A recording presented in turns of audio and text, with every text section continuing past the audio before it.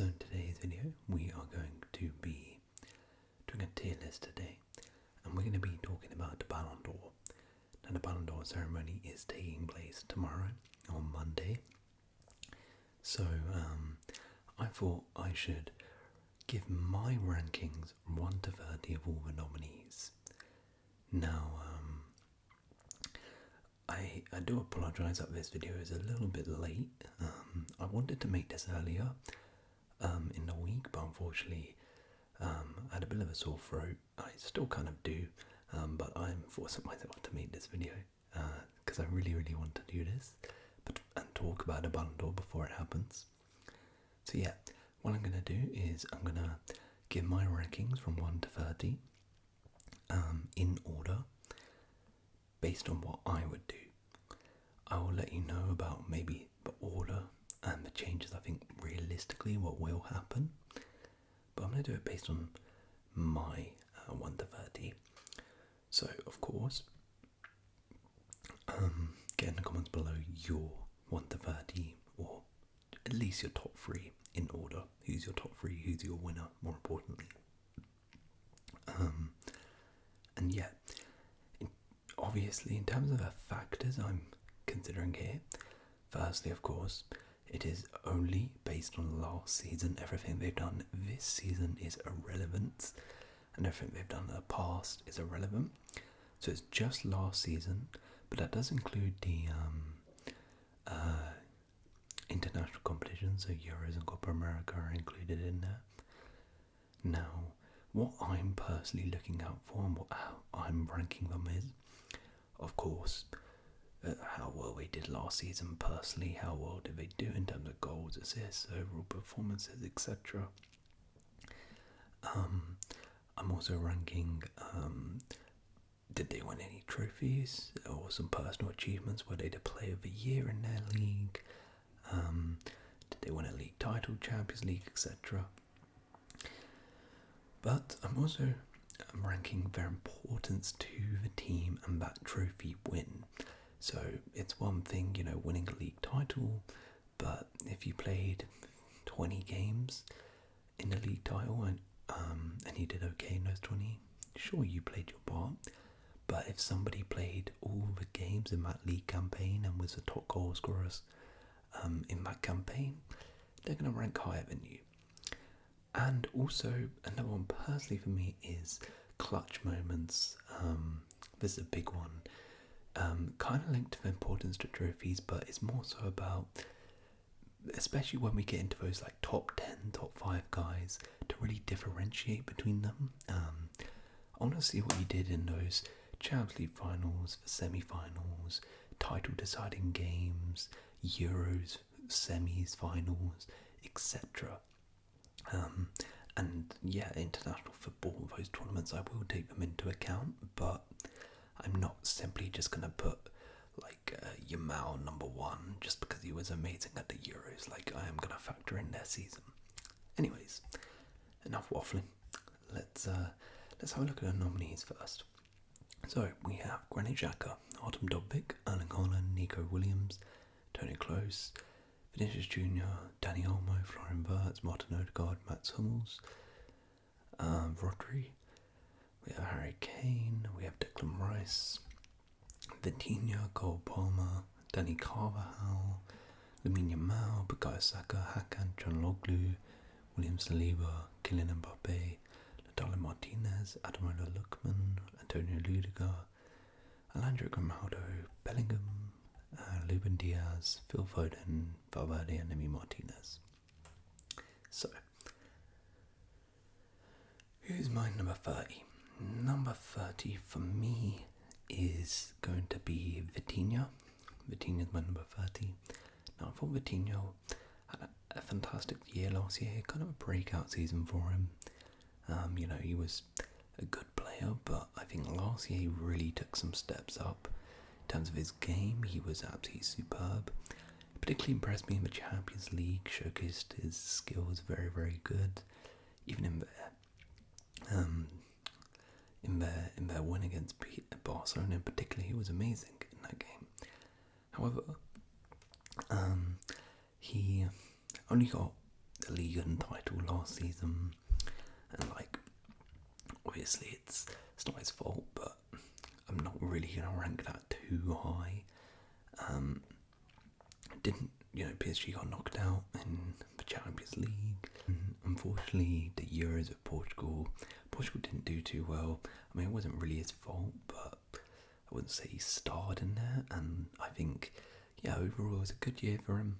Well done to get on this list, but I don't really think he done anywhere near enough compared to the other guys to go above 30th. In 29th, I have Artem Dovbyk. Fantastic individual season for him. I believe he finished as the joint top goal scorer in La Liga last year. Let me just double check. So he last season for Girona was incredible for them. He got 24 goals and 8 assists, which is incredible, absolutely incredible. Of course, without him, Girona probably don't get the Champions League. Now, where he really falls short is, it's not really his fault, but he didn't win any trophies. I mean, to be fair, qualifying for the Champions League with Girona is probably the equivalent of winning a trophy, so fair play to him.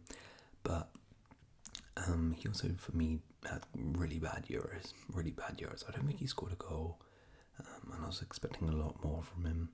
But individually, a fantastic year for him. Fantastic.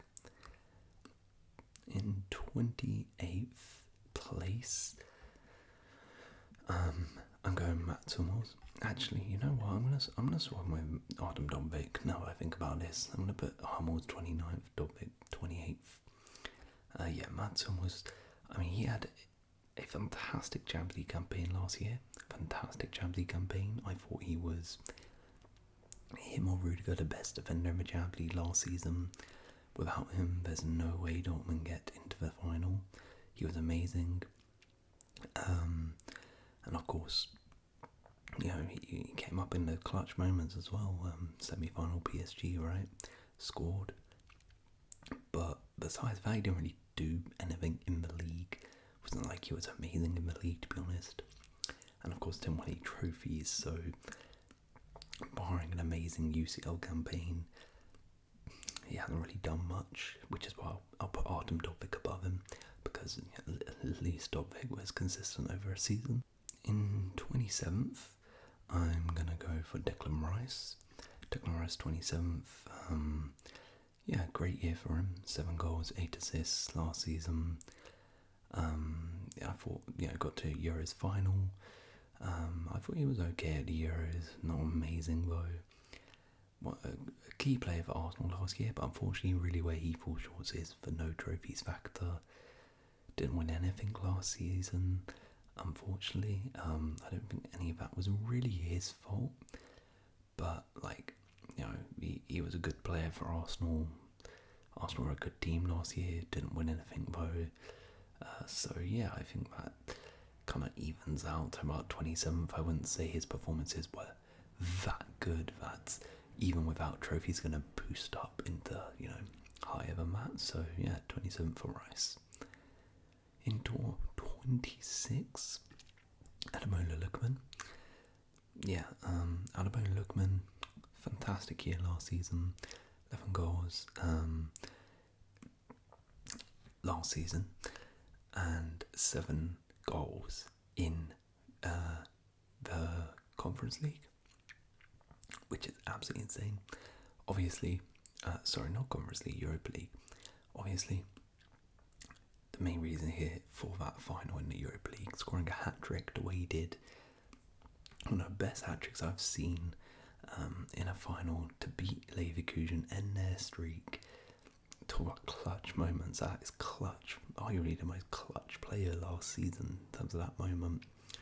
And yeah, he had overall a pretty decent year in Serie A too, with the trophy factor. I know it's Europa League, so that's why it can't be higher. I think that gives him the right to be above these guys. So yeah, well done to Lookman.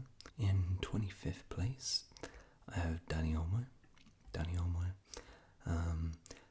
Olmo, look, this is really just based on the Euros, right? in the league, he didn't really do much last season for Leipzig. He only played 25 games because of injury. But of course, the Euros were insane for him. He got 3 goals, 2 assists. Particularly that Germany game when he came on, completely changed the game, and was one of Spain's best players at the Euros. Now that alone is enough to push him in here to 25th. If he didn't have those Euros, I mean, he would have been easily 30th. So like, I feel like it's hard to push him any higher because, you know, he did nothing in the Bundesliga last season really with Leipzig. 8 goals, 5 assists is okay, but pretty mid.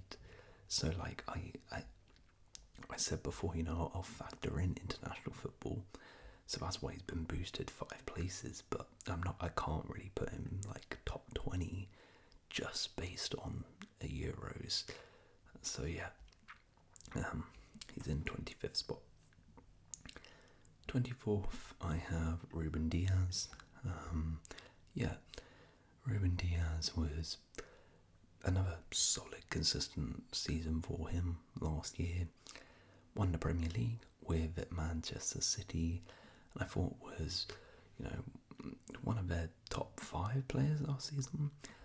Unfortunately though, when it comes to sort of like importance to the team, that's really where he sort of falls short, because Diaz was important, as I said, probably in their top 5 most important players, but no, it definitely, I think there's 3 names who we'll get onto who were more important to him to City than him last season, so for that reason I can't really put him higher, but he was still very important and very consistent. Overall did very good, but I wouldn't say he was incredible, so that's why I'm going to put him 24th. Okay, should he be there or there? I don't know, I didn't create this tier list, but no, we'll go over it, doesn't really matter. In 23rd I have Martin Odegaard. Good season individually, 8 goals, 10 assists in the Premier League last season. Very, very good, one of the best players in the Premier League last year. But unfortunately, just like Rice and most Arsenal players, where they fall short is they didn't win anything last year. And also Odegaard didn't, it's not really his fault, but he didn't go to the Euros, so it can't like be like, oh, he had an amazing Euros, that's going to boost him up. I do think he was better than Rice last season, which is why he's above Rice. But yeah, Odegaard unfortunately didn't win any trophies at all, but still had a good year. So that's why he's in 23rd for me. 22nd, I have Hakan Çalhanoğlu. Hakan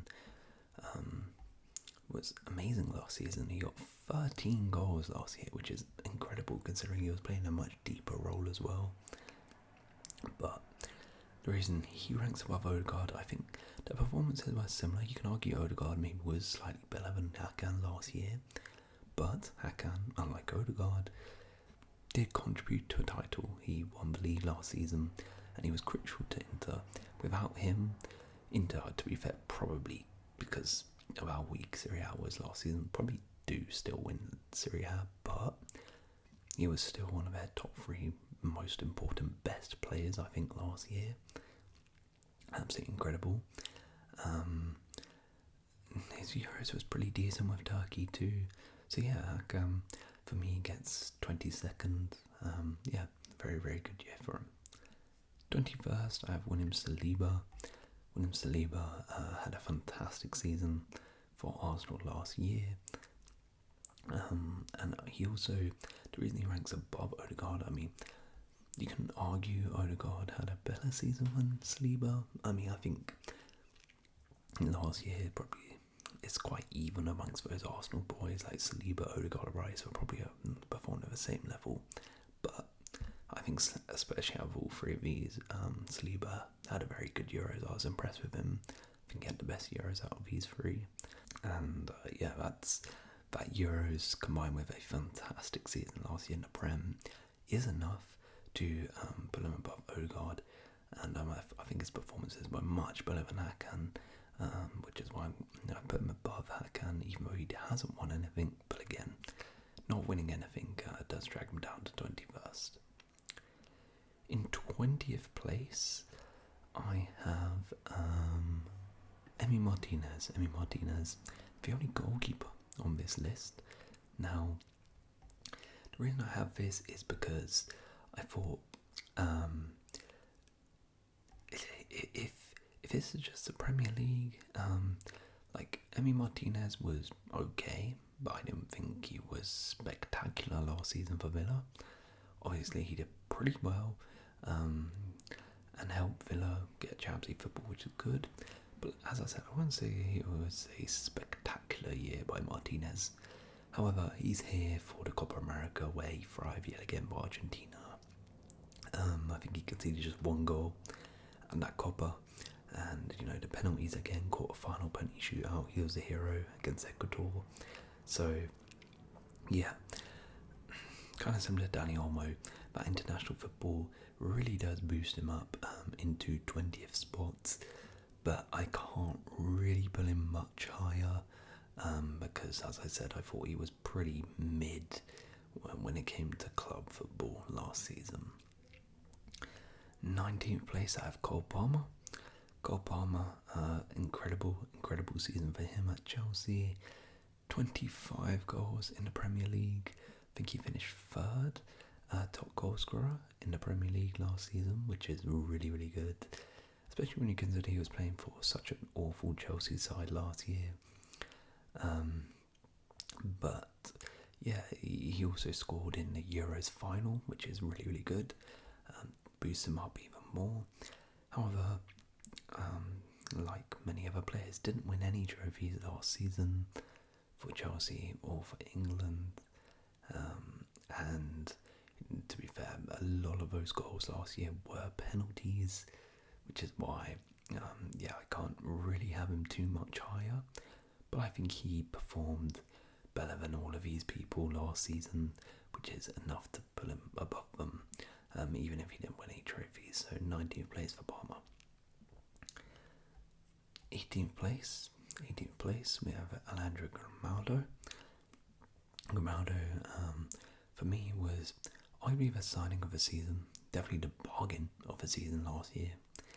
Incredible for Leverkusen. 10 goals, 13 assists from wing back, 23 goal contributions is mad, absolutely mad. And he was vital to Leverkusen's success last season, as were so many players, but he was definitely one of the most important players for them in, going unbeaten, invincible in the Bundesliga, doing a double as well, a domestic double, getting to the Europa League final. He was key to all of that, which is why he ranks in 18th. The reason he's not any higher is because, he did technically win the Euros, but he barely played a minute. So, yeah. But being integral to a team doing a double is enough to get him into 18th spot. 17th spot, I have Bukayo Saka. Even though he didn't win a trophy last year, which is one of the main reasons he's not any higher, I thought Saka performances were fantastic last season. He got 20 goals, 14 assists, was for me the best player at Arsenal last year by far. And also, the reason he gets pushed into 17th is his Euros. I thought he was probably England's best player. He was really, really good at the Euros. Fantastic. But unfortunately, not winning any trophies last year means I can't really put him much higher. In 16th spot, I have Fede Valverde. Yeah, Valverde had kind of an underrated year last year. 3 goals, 8 assists for Real Madrid. I thought was one of their more consistent performers over the course of the season. Particularly in the league, I thought was really good. Came up with some good moments in the Champions League. Scored against Man City in the quarterfinals. Obviously helped them to a double, a league and a Champions League double. But I think while he was important to Madrid, and as I said, one of their more underrated players last season, there were quite a few players I feel who were more vital to that side than Valverde, which is why he's not higher than 16th, but still very good season. 15th is Nico Williams. Nico Williams had an incredible year last season, actually both domestically and internationally. Domestically, he actually got 8 goals and 19 assists, which is really, really good. Helped Atletico Bilbao. I think they won the Copa del Rey, didn't they? Yeah, Nico Williams had a great year, and then obviously, in the Euros was just electric. Scored in the final as well. Was one of Spain's best players, one of the best players at the Euros. So that propels him into 15th spot. Now I think his domestic campaign was good, as I said, but I wouldn't say it was like, I think there was quite a lot of other players who were better than him, which is why I'm not going to put him much higher than this, but still, you know, that Euros boosts him up a lot here, so he's in 15th spot. 14th for me is Granit Xhaka. I thought he was incredible last year, incredible. 4 goals, 2 assists, but it's not really his goals and assists that gets him here. It's his overall play. He was one of the best midfielders in the world last season for Leverkusen. Integral. For me, that top 2 most important players last season, both on and off the field, with his leadership in helping Leverkusen, of course, getting a double, invincible. Without Xhaka, I don't think it's possible. So, yeah, for that reason, he's in 14th. And he also had a really, really good Euros for Switzerland. I thought he was really, really good at Euros. And you know, it was unfortunate to get knocked out in the quarter-final stage, but he was, again, fantastic for Switzerland and amazing domestically, which is why he's in 14th. 13th spot, I have, I realise I've completely messed up his tier list, hold on.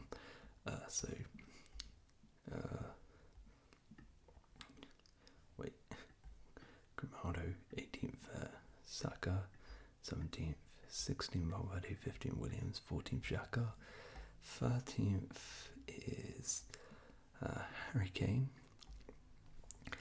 Now, Harry Kane, very unfortunate here, because, I mean, if this is purely just off a season, and like how well you know the season, Harry Kane would be a contender to actually win this whole thing. Because I mean, this guy hit 44 goals last season. That's pretty insane. Like, not many people had a better individual season than Kane. The problem is, he didn't win any trophies at all. Yeah, the Kane curse is real. You know, lost out in the Bundesliga, but I'm not really going to blame him for the Bundesliga because he kind of did all he could with 44 goals in the league. So, what more could he do? The Champions League, you see, you know, like in that second leg, to be fair, both legs against Madrid, I know he scored like a penalty, but didn't really do too much. I mean, at the Euros, I thought he absolutely stunk out of the place. He was really, really bad at the Euros. And again, you know, Euros final, didn't do anything. Semi-final, didn't do anything. So, yeah, for that reason, I have to put him 13th. That's really the highest I think I can put someone who hasn't won a trophy. But I mean, individually, an incredible season. In 12th spot, I have Erling Haaland. Yeah, another amazing year for Haaland. 38 goals last season. Top scorer in the Premier League. Winning the Premier League. One of the most crucial players to Manchester City in winning that league title. It did kind of feel like a down year for Haaland last year, which is pretty mad to say because he scored 38 goals. But the main reason he's not here is, one, he, again, kind of unlucky, like Odegaard didn't go to the Euros, so it got, you know, I can't boost him up with that.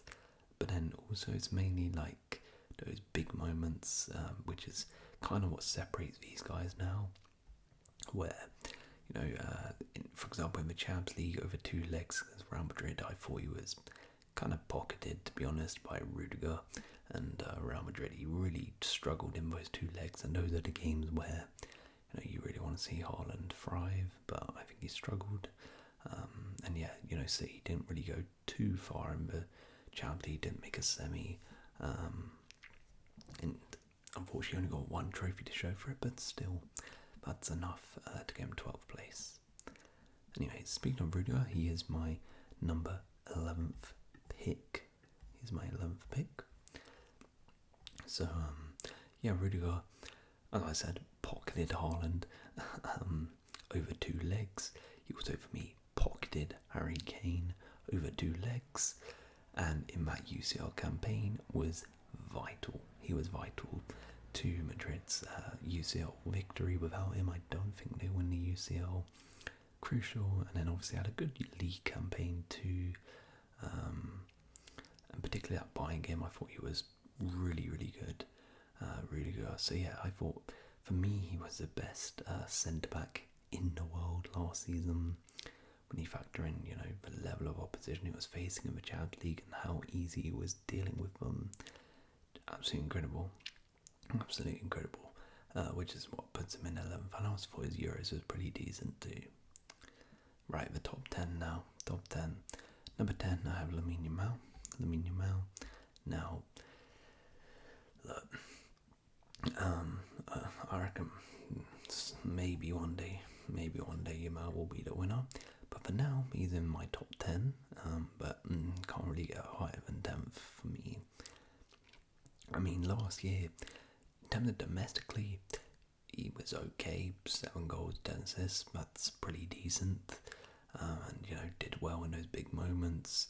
I remember him doing well in the Champions League. But obviously, the main reason he's up this high is because of the Euros. He was incredible. 4 assists in the Euros. Also clutch, scoring that amazing goal versus France. Huge. Getting an assist in the final of the Euros as well. Huge. So yeah, for that reason, that boosted up all the way into the top 10. And maybe it's a little bit because his age and stuff, kind of bias getting to me here, getting lost in the hype. But I think that Euros was just so incredible, and he had a really good year for Barca too. That's enough to push him in the top 10. He was, for me, you can argue potentially the most important player for Spain at those Euros. You can argue. So I think if you're the best player potentially at the Euros, which again you can argue, that's I don't really care about what you did domestically. That's enough to get you top 10. In 9th spot we have Phil Foden. Yeah, Phil Foden got 27 goals, 13 assists last season, which is absolutely incredible. He was the Premier League Player of the Season voted. Insane, and of course won the league title. Crucial to Manchester City winning the league last year. He was pretty decent in the Champions League too. Remember that goal he scored against Real Madrid in the first leg. But where Foden does slightly fall short is his international performances. He absolutely stunk out the gaff in that Euros for England. He was honestly horrific, like so bad for us, and did absolutely nothing. Which, if you want to separate these guys now, it is those finer details that is really separating them. And unfortunately, if you don't perform at an international tournament in any of the games, like you didn't have one good game, I can't really put you that high. So he's in the top 10 because of his performances in the league, but for that Euros he is in 9th spot, unfortunately. In 8th spot we have Florian Wirtz. Very similar season to Foden. He was the Bundesliga's Player of the Season voted last year. 18 goals, 20 assists, helped Leverkusen win the league. For me, their most important and best player last season. So again, very similar to Foden. Maybe you can argue Foden was better than Wirtz, but where they get separated for me is the Euros, where Wirtz had a pretty good Euros. I thought he was pretty good for Germany. Definitely had a couple games where he was really, really good. And overall, again, I thought he was pretty decent. I wouldn't say, the guy absolutely stunk out the place, whereas Foden definitely stunk out the place. So that's really what separates these two. And yeah, Wirtz, an amazing year for him. Seventh spot, I have Tony Kroos. Tony Kroos. I mean, imagine if he wins it as a retired footballer. I don't think that's ever happened. But yeah, what a way to go out. I mean, final year of football and you're nominated for the Ballon d'Or. But what an amazing season it was for him. So crucial, firstly in the league for Real Madrid. Kind of underrated how good he was. He got 10 assists last season, and overall was just amazing. He was one of Madrid's best players in terms of the league, but especially his UCL campaign was amazing. I remember especially that Bayern Munich game over the two legs. Kroos was unbelievable. Particularly the first leg, he was unbelievable. And his Euros as well, really, really good, really, really good. Now, unfortunately, they did go out in the quarters, which is unfortunate for Kroos, and really I can't rank him too much higher because he was great in the Champions League, had a good league campaign, but I wouldn't say those two alone are enough to get him into the top 5. Like, he was good, but it wasn't like he was unbelievable. And of course, as I said, decent at the Euros, but unfortunately was knocked out. So yeah, he misses out on my top 5, but incredible for Toni Kroos. Right, into the top 5 now. So in 5th spot, I have Kylian Mbappe. Kylian Mbappe is my 5th. Wait, I'm not in the top 5, am I? I'm in the top 6. My bad. 6th spot, just missing out on my top 5. So Kroos is 7th, Mbappe is 6th. Yeah, Mbappe is number 6. I mean, the guy, an unbelievable season last year. 44 goals and 10 assists in all competitions. That is nuts. That is absolutely crazy stats there. But he only won the league. He only won Liga. And as I said earlier about Vitinha, that can only really take you so far. Now, the UCL, he was pretty good. But in those big moments, semi-finals against Dortmund, I'm pretty sure he didn't score over both legs, right? So that kind of brings him down. And then the Euros in particular, disappointing for his standards. Very, very disappointing. Like, he didn't manage to score a couple goals, but overall, as I said, for his standards, was really, really poor. But he did have an amazing league campaign, and that is enough to get him into 6th spot. Unfortunately, that's the other factors. The Euros and the Champions League were, again, for his standards, not really good enough to get him into the top 5. But kind of like Kane, except he actually won a league title, so that's why he's in 6th spot. Right, now we're into the top 5. So 5th spot for me is Dani Carvajal. Yeah, Dani Carvajal. I mean, in terms of if this was like a trophy competition, he would be the winner. Because he basically won almost everything there was to win last year in club and international football. Obviously, won the league with Real Madrid, won the Champions League with Real Madrid. Did not win Copa del Rey, but he also won the Euros internationally with Spain. So amazing, and I would say in all 3 he was vital. He was vital to his teams. Was he the most important player? No. Was he top 5 most important players? Yes. The league campaign, I think, is kind of underrated. How good Carvajal was for them. He actually got 6 goals and 5 assists for them last year. he bombed forward and scored some clutch goals. I remember last year in the league for Madrid, which does go under the radar. The Champions League as well, he was amazing. Defensively, as always, got about locked down every winger he came up against, whether that was, a Doku or Grealish, whether that was Jamal Musiala or Sane, he locked them all down. And of course, scored in the final. Again, clutch moments, something I judge from on. He scored a clutch goal in a Champions League final. And then the Euros, again, incredible performance by him. Defensively, locked down everyone. Jamal Musiala again on the left, locked him down. In the final, Foden locked him down. Carvajal overall was incredible in that Euros. Again, was he the most important player for Madrid and Spain? No, which is why you can't put him higher than 5th. But he won almost everything there was to win, and he was, for me, in the top 5 most important players to those trophy wins, and had a clutch moment too. So for that reason, he is in 5th spot. In 4th spot is Jude Bellingham. Jude Bellingham, just missing out on my top 3. Bellingham had an amazing year last season. Incredible debut campaign for Madrid, 23 goals, 13 assists. Obviously, he won La Liga and Champions League. Now, you can argue he was maybe Madrid's best player in the league. Maybe, you can argue that.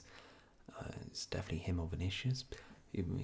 But, Bellingham was probably the most consistent, so for that reason, the fair play. But the Champions League, he was good, but not amazing, which is why, for me, he doesn't get in the top 3. Like, as I said, he was good, but not amazing. In the final, I think he got an assist, but he didn't really do too much in the final. Semi-final, again, didn't really do too much. So, yeah. And then in the Euros, obviously didn't win it with England, and besides, that amazing clutch goal, against Slovenia, or Slovakia, I can't remember, I don't want to remember. He didn't really have the best Euros, like he was alright, but I wouldn't say it was amazing. So that's why he misses out on the top 3, because I think overall, vital to Madrid winning the league, vital. Did well in the Champions League and played his part, but I wouldn't say he was their most important player in that Champions League victory. And then was, again, okay at the Euros, but not amazing at the Euros. So for me, that is why he misses out on the top 3. Right, into my top 3. In 3rd place, I have Lautaro Martinez. This might be a bit of an unpopular pick. I don't think a lot of people have Martinez on the podium position, but for me, he has to be there. He ticks almost all the criteria in terms of consistency over the league. 27 goals, 7 assists last season. Top goal scorer in Serie A, MVP in Serie A, best player in Serie A, best player, top goal scorer as his team won the Scudetto. They won the league title. Tick. That's what I want. And then you go to clutch moments and you go to international football. Copa America winner with Argentina. And he was a Copa America top scorer, scoring the winning goal in the final in extra time against Colombia. Extra time winning goal in the Copa America final, and was the top scorer in that final. Was the best player of that Copa America. Technically, I guess, maybe not performance-wise, but yeah. So best player for Inter winning the league, arguably the best player for Argentina winning the Copa America, scoring in the final. That is huge. Now, where he falls short is the Champions League. Inter were knocked out in the round of 16 versus Atletico, and Martinez on the penalty shootout missed a penalty. Yeah, that's not good. That is why he can't be any higher. But I think that league title in Copa America is enough to sort of override that and get him in the top 3. So maybe some of you might be thinking, really? But I think in terms of achievements wise, he's got to be in the top 3. Right, so the top 2, Rodri or Vinicius. I think everyone has this top 2. But who do I have as my Ballon d'Or winner? Well, I'll put these 2 in the top 2 and I'll drop one down. So my Ballon d'Or winner for 2024 is Vinicius Jr. Yeah, I mean, Vinny for me has to win this Ballon d'Or. I think it's pretty much guaranteed he's going to win it anyway. But I said he had to win it before that, and I think he should win it. I think he is a deserved winner. Now, my reasoning for this is because while Rodri was good, he was amazing, Vinicius Jr. was the best player in the Champions League last season. I don't think you can really deny that. He scored 6 goals in that Champions League campaign. I'm pretty sure he scored in every single knockout round. He was so important to Madrid. He was vital in the Leipzig round of 16 tie. He was vital in the Manchester City tie. He was insane in that semi-final versus Bayern Munich. He's almost single-handedly, particularly the first leg, but even the second leg as well, with the help of Joselu, got Madrid into that final. And then in the final, went ahead and scored in the final. So this guy was the best player in the Champions League and won the Champions League. And of course, in the league was great too. 24 goals, 11 assists, all comps.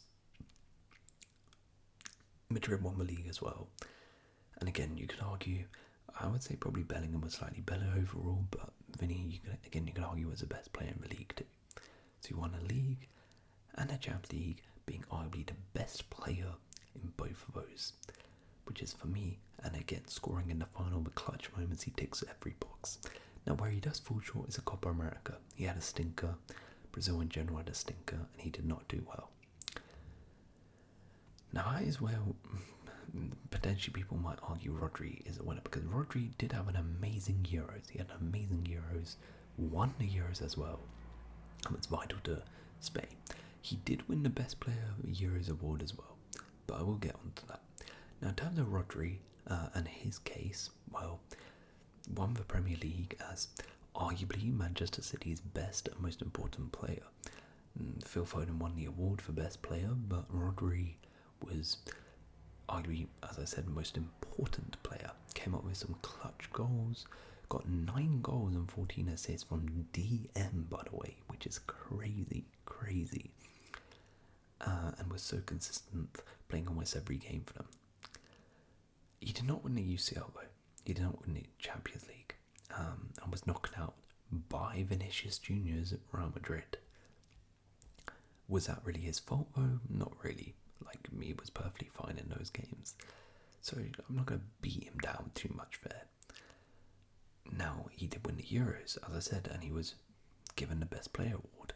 But for me, he wasn't the best player.